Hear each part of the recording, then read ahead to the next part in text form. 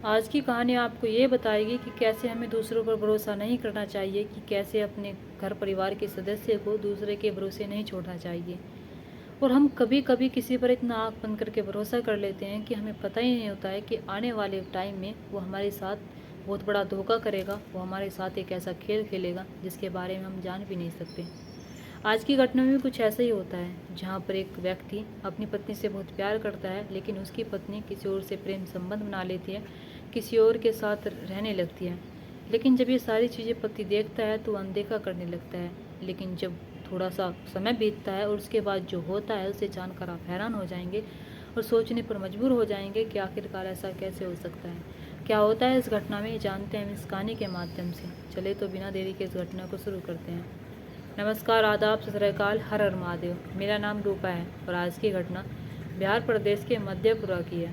और यहीं पर एक लड़का जिसका नाम नितेश, जिसकी उम्र 25 साल है। नितेश की शादी आज से 3 साल पहले कामनी से हुई है। कामनी जो नितेश से बहुत प्यार करती है, लेकिन इन 3 सालों में इन दोनों का भी कोई बच्चा नहीं हुआ है। अभी तक इनके घर में किलकारियाँ नहीं गूंजी है। और ना जाने क्यों, कहीं ना कहीं जो इसकी पत्नी होती है वो नितेश से इतना प्यार नहीं करती थी, नितेश के साथ नहीं रहना चाहती थी और वो शायद उसके साथ अपना घर नहीं बसाना चाहती थी।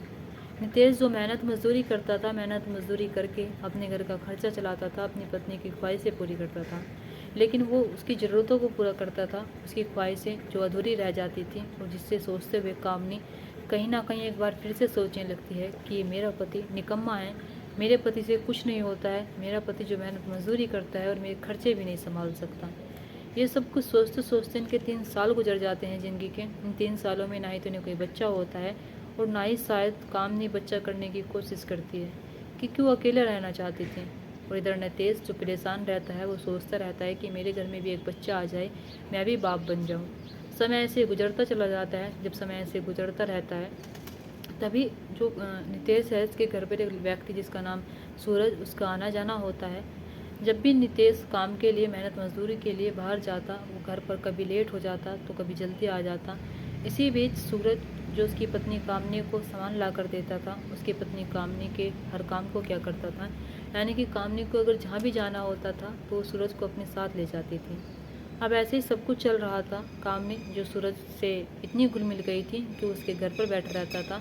इधर कभी कभी अगर नितेश घर पर आता तो वो देखता कि सूरज और उसकी पत्नी की मजाक मस्ती चल रही है। ये सारी चीज़ें देख कर वो अनदेखा करता और अनदेखा करने के बाद वो सूरज पर थोड़ा सा भी शक नहीं करता है। और शक करने वाली कोई बात ही नहीं होती है, क्योंकि सूरज उसे भाभी भाभी करता था। अब ऐसे ही समय गुजरता चला जाता है। सूरज कामनी से एक दिन जाकर कहता है कि तुम दिखने में बेहद खूबसूरत हो और तुम नितेश के साथ क्या कर रही हो, जो मेहनत मजदूरी करता है, जो तुम्हारे खर्चों को नहीं संभाल सकता है, और तुम ऐसे व्यक्ति के साथ कैसे रह सकती हो, तुम कैसे सर्वाइव करती हो।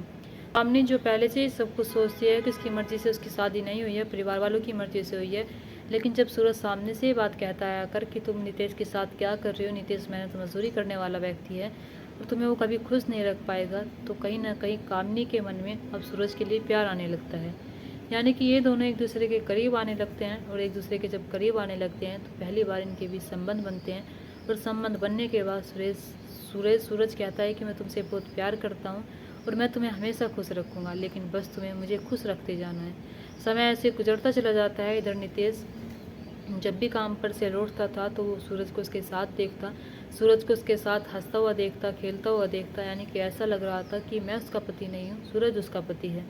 ये सारी चीज़ें वो अपनी पत्नी से जाकर कहता है, कामनी को समझाता है कि तुम सूरज से अलग रहो, सूरज अच्छा व्यक्ति नहीं है, सूरज तुम्हारे करीब जब जब मैं देखता हूँ तो मुझे बहुत गुस्सा आता है। लेकिन कामनी उसकी बात को नज़रअंदाज करती है। कामनी कहती है कि तुम तो काम के लिए चले जाते हो, अगर मुझे कोई सामान ला कर देता है तो सूरज ला कर देता है, और तुम्हें ऐसा क्यों लग रहा है कि सूरज अच्छा व्यक्ति नहीं है, सूरज अच्छा व्यक्ति है।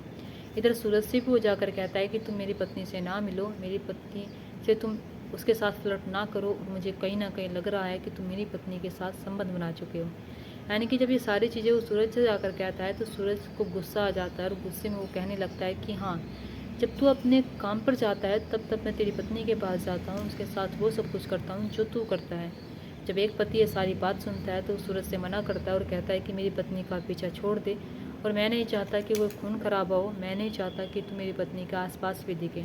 लेकिन सूरज कहता है कि जब जब तेरी पत्नी मुझे बुलाएगी मैं तब तब उसके पास जाऊंगा। अगर तुझे इतना ही मुझे उससे दूर रखना है तो अपनी पत्नी को जाकर समझा, उससे कहे कि सूरज से अलग रहे, उससे कहे कि मुझे कभी ना बुलाए।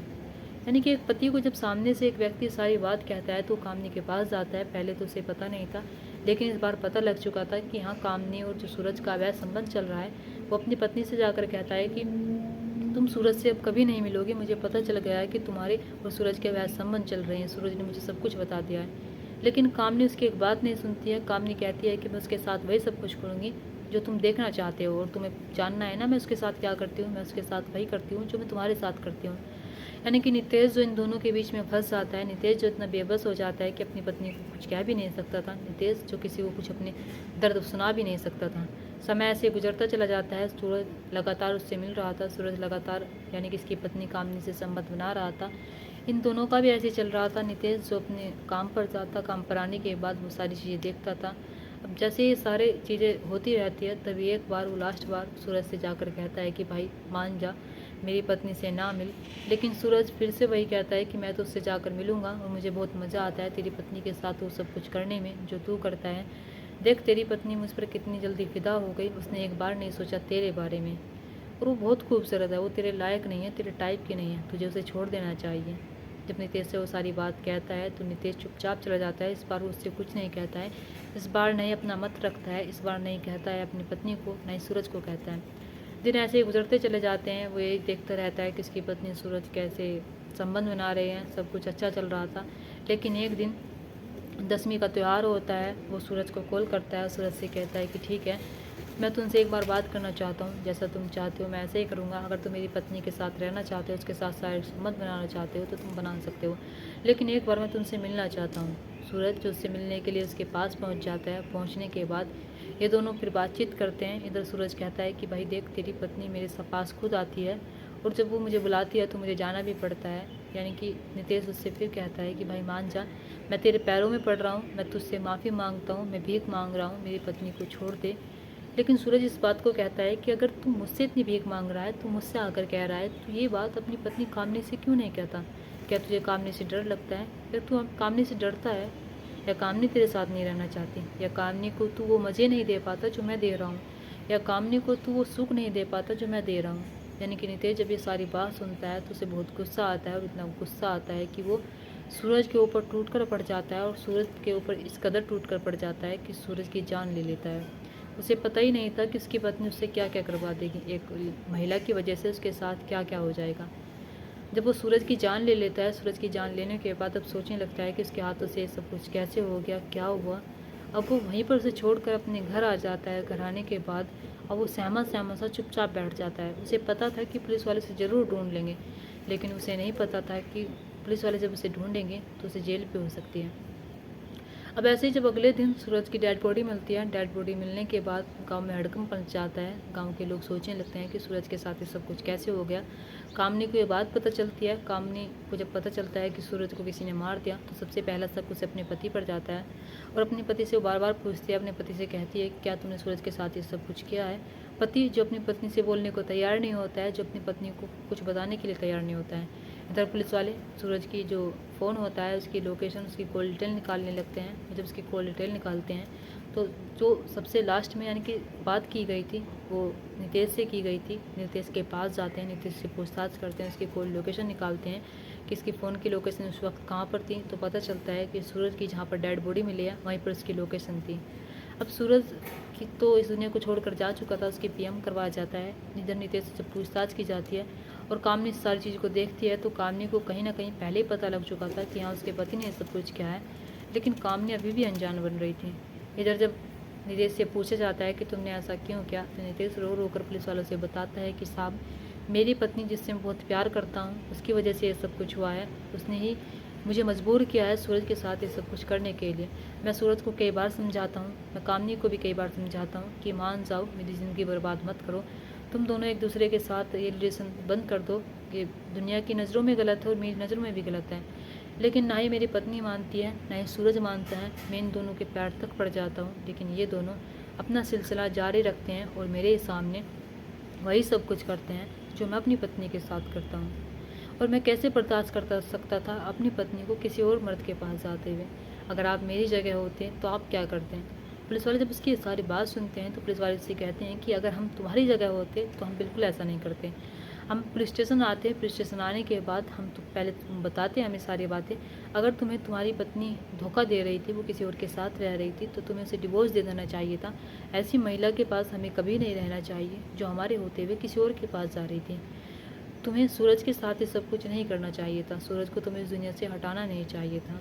नितेश जिसे जेल हो जाती है, उसे पुलिस वाले न्यायालय भी ले जाते हैं, यानी कि कोर्ट के अनुसार इसे जो सज़ा दी जाएगी वो दी जाएगी। लेकिन इधर कामनी की वजह से तो ज़िंदगी बर्बाद हो गई। एक जो दुनिया को छोड़कर जा चुका है, एक जो जेल में जा चुका है। कामनी जिसकी हवस इतनी बड़ी हुई थी, जिसे इतना सब कुछ चाहिए था कि वो सूरज को इतना पसंद करने लगती है। वो अपने पति की थोड़ी सी भी शर्म नहीं करती है, अपने पति के लिहाज नहीं करती है। अपने पति के सामने ही वो अपने प्रेमी को बुलाती है और अपने प्रेमी के साथ ही सब कुछ करती थी।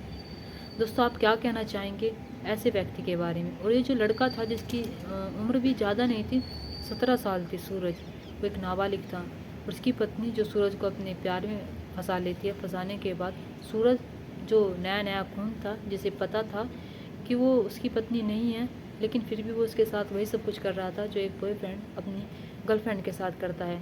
इधर जो सूरज, उसे शायद इस दुनिया का ज्ञान नहीं था, उसकी उम्र कम थी, इसलिए वो कामनी को नहीं समझ पाया, कामनी के इरादों को नहीं समझ पाया। सूरज जो उस हवस के चक्कर में इतना सब कुछ बोल जाता है नितेश से, जो उसे नहीं बोलना चाहिए था।